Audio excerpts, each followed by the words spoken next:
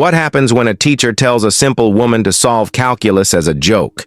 You won't believe what happened next in this university classroom that left everyone speechless. This story will blow your mind and change how you see people forever. The fluorescent lights hummed overhead as Jennifer Martinez pushed her cleaning cart down the polished hallway of the mathematics building. At 35, she'd been working as a custodial staff member at this prestigious university for 5 years. And she knew every corner of these academic halls better than most professors knew their own offices. But Jennifer wasn't just any cleaning lady. While others saw her as invisible, someone who simply emptied trash cans and mopped floors, Jennifer possessed a secret that would have shocked everyone who passed her by without a second glance. Every evening as she cleaned the classrooms, Jennifer would pause at the blackboards covered in complex mathematical problems. Her eyes would trace the intricate calculus concepts, her mind automatically working through solutions that had stumped graduate students just hours before. She'd learned to read these mathematical languages through discarded textbooks she'd found in the library's donation pile, studying them during her lunch breaks in the basement storage room. Tonight was different, though.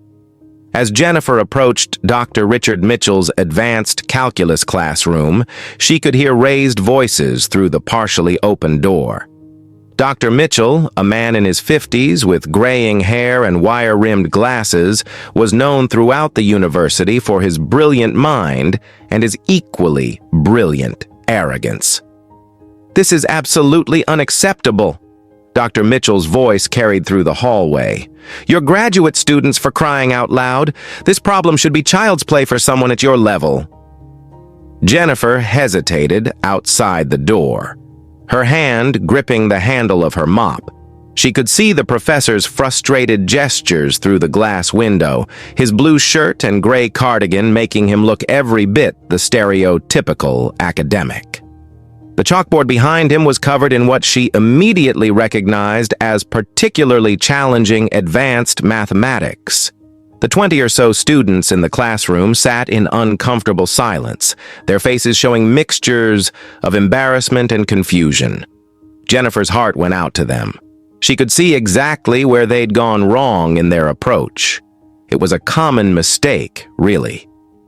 Dr. Mitchell turned back to the board, his voice dripping with condescension. "Perhaps we need to go back to basic arithmetic. Maybe counting on our fingers would be more appropriate for this class." Jennifer knew she should continue with her work, push her cart past the classroom, and pretend she hadn't heard anything. That's what she'd always done before. That's what someone in her position was supposed to do: remain invisible, unnoticed, unimportant. But something about the defeated expressions on those students' faces made her pause. She thought about all those nights she'd spent in the storage room, working through problems that fascinated her, dreaming of what it might be like to sit in one of these classrooms as a student. Jennifer had grown up in a working-class family where higher education was a luxury they couldn't afford. When her father had fallen ill during her senior year of high school, she'd taken a job instead of pursuing the scholarship she'd earned. Mathematics had always been her escape, her passion, but it remained a secret world she explored alone. As Dr. Mitchell continued his tirade, Jennifer made a decision that would change everything. For the first time in 5 years, she was about to step out of the shadows and into the light. Dr. Mitchell's voice grew more agitated with each passing minute. "I've been teaching calculus for over 20 years, and I've never encountered such a lack of mathematical intuition." He slammed his chalk onto the ledge, sending a small cloud of white dust into the air. Jennifer quietly opened the door and slipped inside, positioning herself near the back wall where she always started cleaning.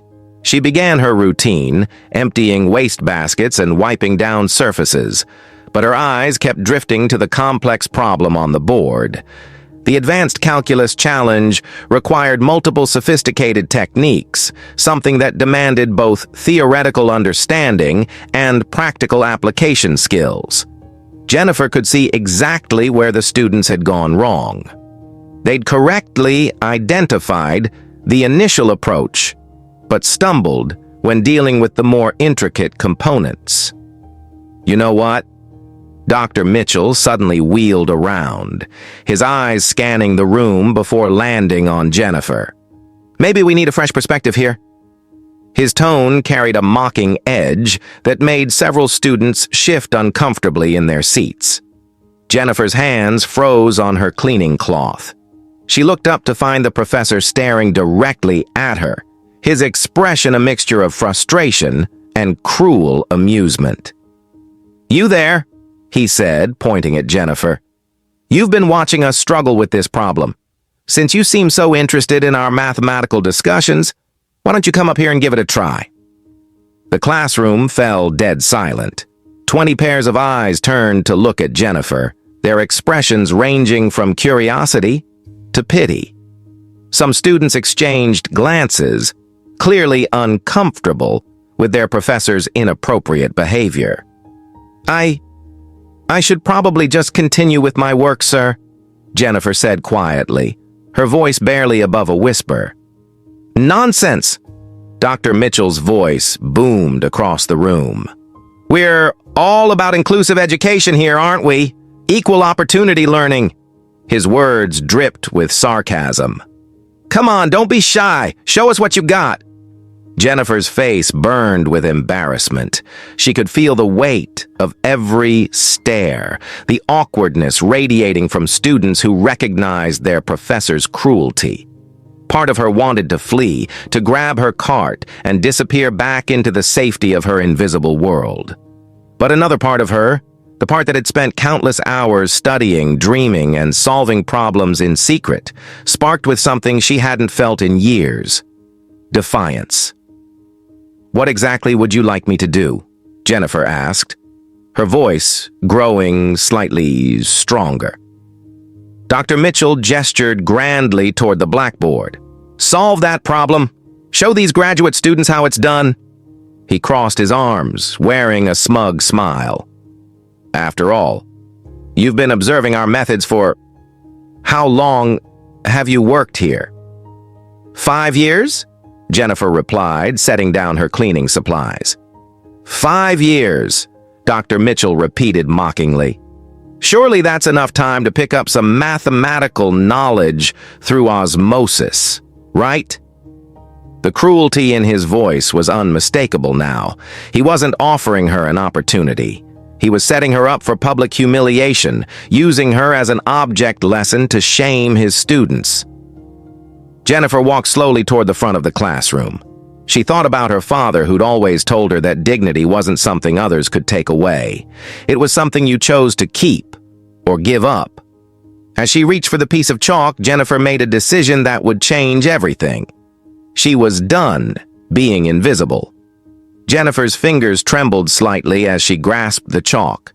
The classroom was so quiet she could hear the hum of the air conditioning and distant traffic outside. 20 graduate students watched with a mixture of anticipation and second-hand embarrassment, while Dr. Mitchell stood with his arms crossed, wearing the satisfied expression of someone about to witness a predictable spectacle. Jennifer studied the complex problem on the board. It involved advanced calculus concepts that required multiple sophisticated techniques, something that had clearly stumped these graduate students. She took a deep breath and began to work. "First, we need to identify what type of problem we're dealing with," Jennifer said quietly, her voice growing more confident with each word. "This is a composite function that requires careful application of advanced differentiation rules." Dr. Mitchell's smirk faltered slightly. This wasn't what he'd expected to hear from a cleaning lady. Jennifer continued working, her movements precise and methodical. "The key is recognizing the nested structure and applying the appropriate techniques systematically." She worked through each step with remarkable clarity, explaining her reasoning as she progressed. Her approach was not only correct, but elegant, demonstrating a deep understanding of the underlying mathematical principles that impressed everyone watching. Several students leaned forward in their seats.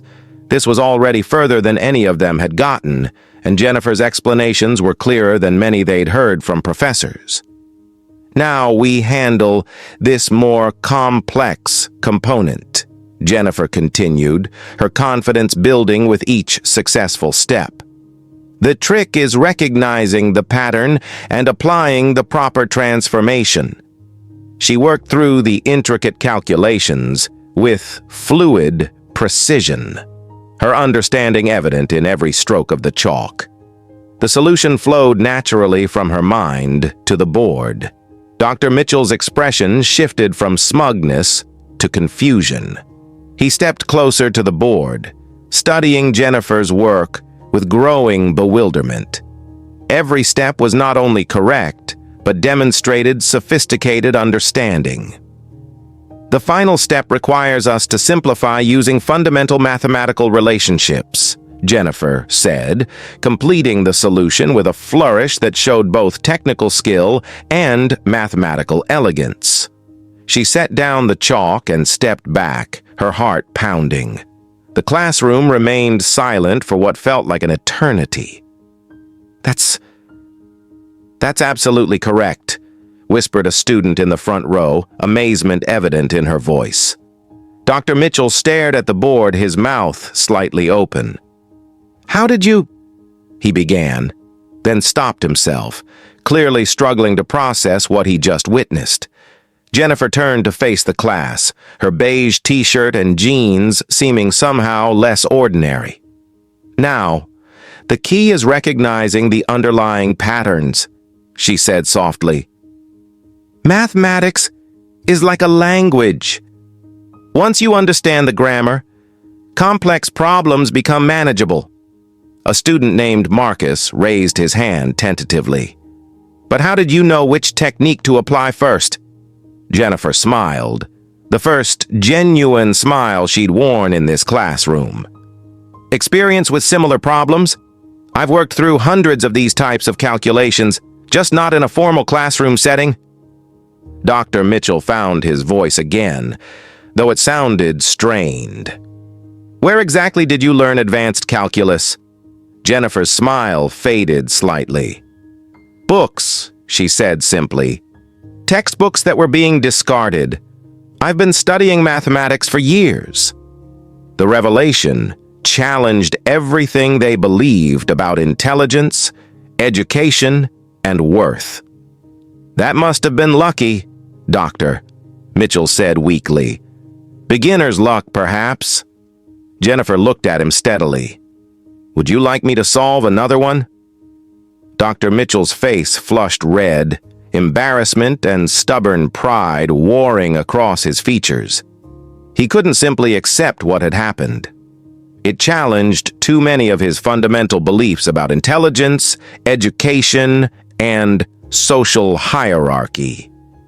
Anyone can solve one problem, he said defensively.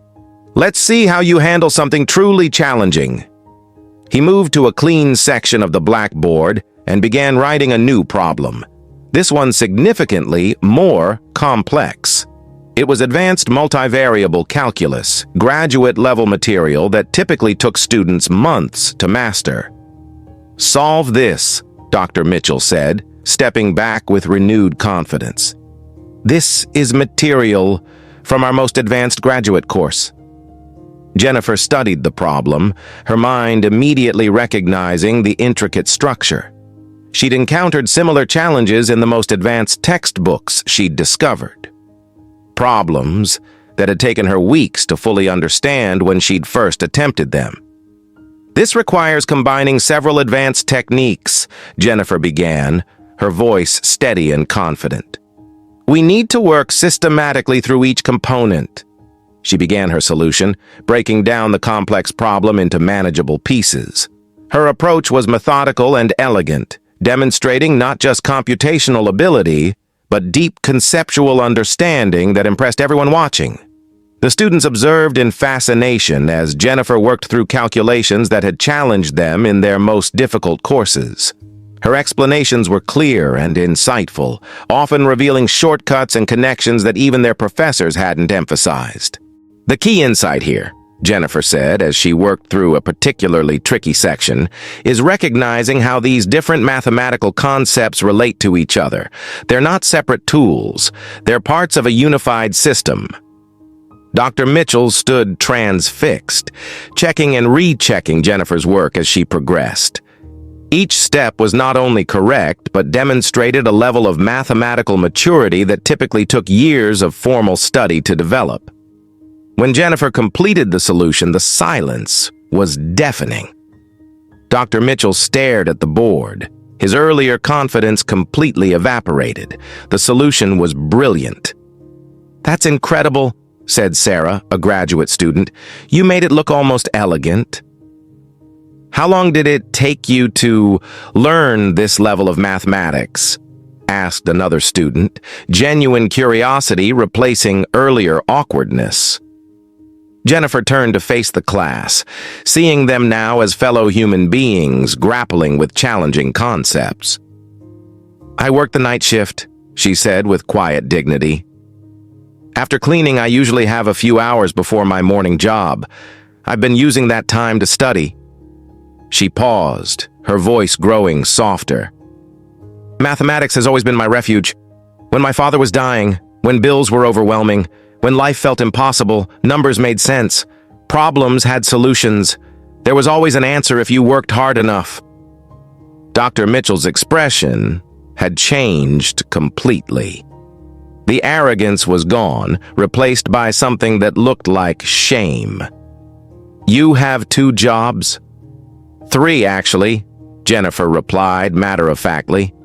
"I clean office buildings in the morning, work here in the evening, and do weekend data entry. That's how I afford books." The weight of her revelation settled over the classroom.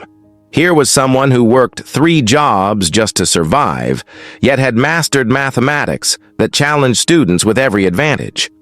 Marcus shook his head in amazement. "I complain about reading 1 chapter a week." The transformation in the room was palpable. Academic hierarchies were crumbling, replaced by genuine respect and recognition of extraordinary determination. Jennifer stood quietly, processing the moment. Around the classroom, students shifted in their seats, sensing they were witnessing something unprecedented. The academic hierarchy that had seemed so fixed was crumbling before their eyes. "For 5 years, I've walked these halls invisible," Jennifer said, her voice growing stronger. "I've heard people talk about intelligence as if it's something you can only find in people with the right degrees, the right backgrounds, the right opportunities." Dr. Mitchell remained silent, his earlier arrogance replaced by genuine attention and growing shame. "But intelligence doesn't care about your bank account," Jennifer continued. "It doesn't care if you wear a uniform instead of designer clothes, or if you eat lunch in a storage room instead of a faculty lounge. Curiosity doesn't discriminate, it just exists, waiting to be nurtured." A student named Emily raised her hand tentatively. "Jennifer, why didn't you ever apply to take classes here with your abilities?" Jennifer's laugh held no bitterness, just irony. "With what money? With what time? When you're working 3 jobs to keep a roof over your head, college feels like a luxury you can't afford to even dream about." The reality of Jennifer's situation hit the privileged students hard. Brilliance often went unrecognized simply because it couldn't afford a stage. Dr. Mitchell stepped forward, his voice carrying unexpected conviction. "Jennifer, what if there was a way? A way to what? To get you into the program officially." His words came faster now. "Your mathematical intuition is extraordinary. What you've demonstrated tonight? I've seen doctoral candidates struggle with simpler concepts."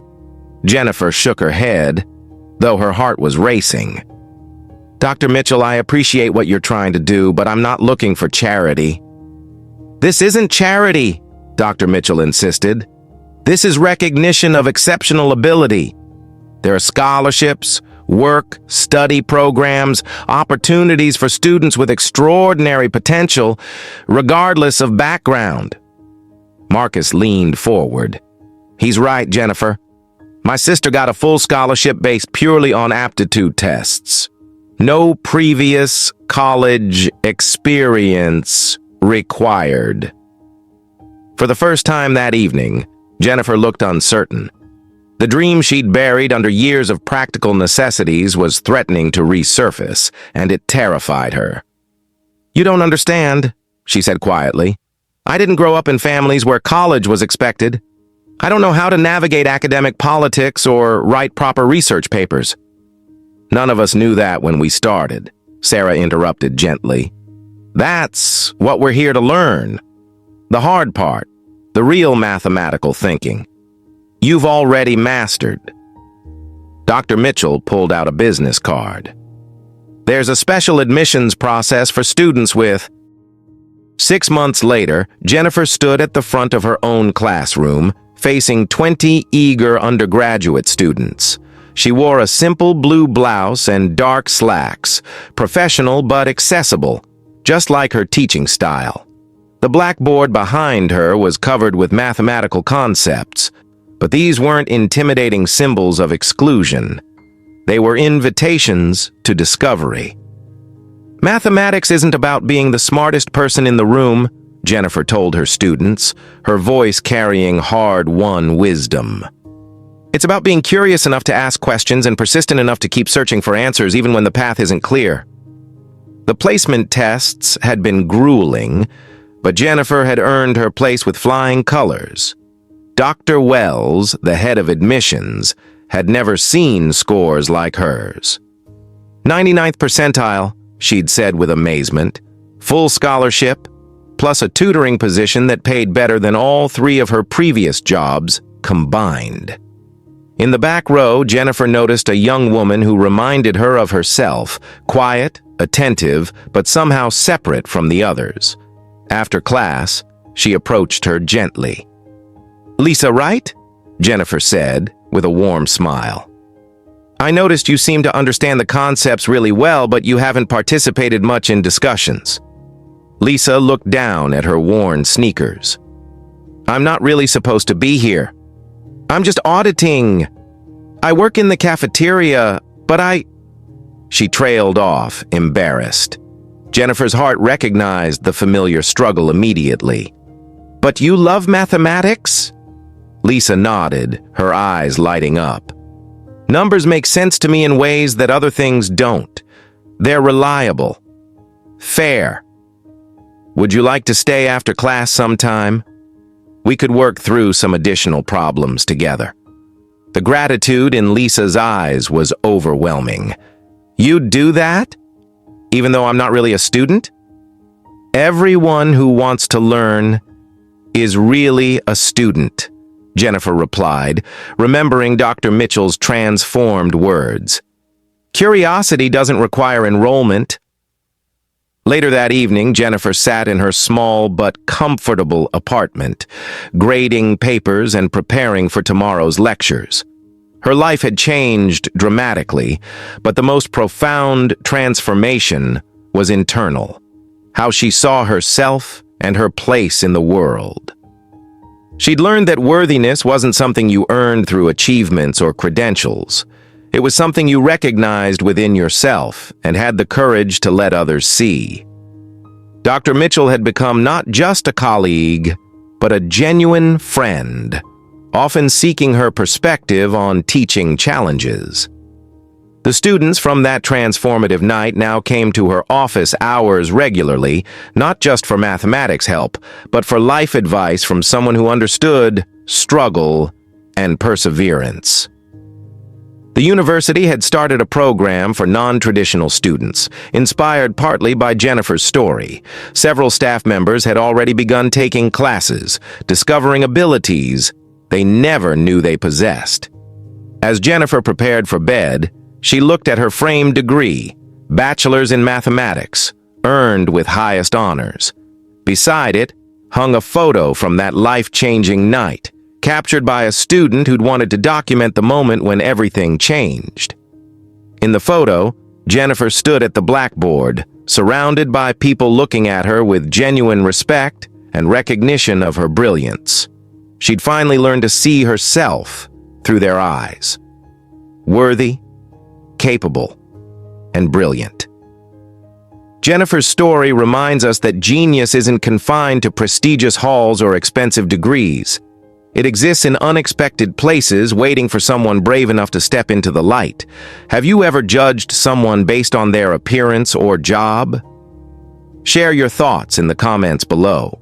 If this story inspired you, please subscribe for more incredible tales of human potential and transformation. Hit that notification bell so you never miss stories that challenge how we see the world and each other. Where are you watching from today? Drop your location in the comments. We love connecting with viewers from around the globe who believe in the power of human potential.